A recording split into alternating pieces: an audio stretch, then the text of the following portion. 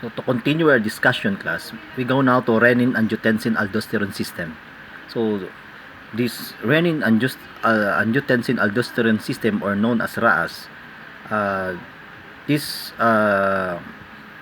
system involves the secretions and even reabsorptions of an ion known as, or electrolytes known as, sodium, potassium, and chloride, and even water.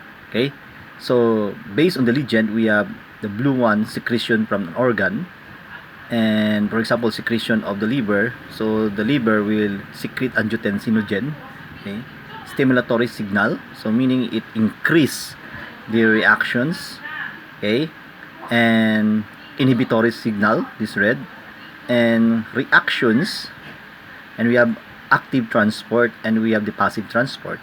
So to start with the RAAS system, if water and salt retention usually happens if there is a problem already in the reabsorption and secretion process.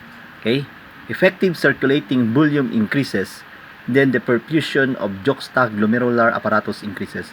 So when say perfusion, it is the process wherein volume of liquid or a blood passes through the blood vessels down to the specific tissues. Okay, so to start with, decrease in renal perfusions, the kidney, this decrease of the renal perfusion process, it will stimulate the release of renin from the kidney.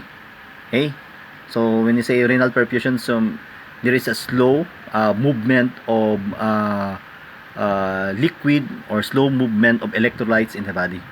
So renin is secreted by the kidney, and then when the liver releases or secrete angiotensinogen, that is an enzyme, hormone that is also responsible for the different functions, especially in blood regulation process. So renin will convert angiotensinogen to angiotensin 1. Then this angiotensin 1 will be converted to angiotensin 2 with the help of an enzyme, angiotensin converting enzyme, that is being released by the lungs. So once angiotensin 1 and angiotensin 2 is converted to angiotensin 2, to repeat, angiotensin 1 is converted to angiotensin 2 by the enzyme ACE. What is ACE? Angiotensin converting enzyme that is being released by the lungs. So angiotensin 2 is responsible for sympathetic activity.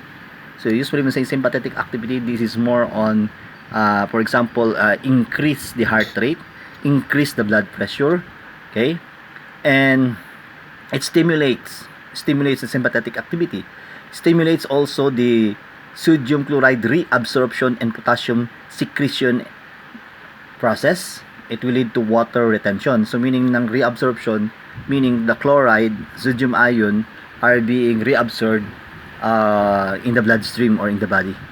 And angiotensin 2 also stimulates the release, or the secretion of aldosterone hormone that is being released by adrenal gland, which lead to water retention. Okay, so in this process, so sodium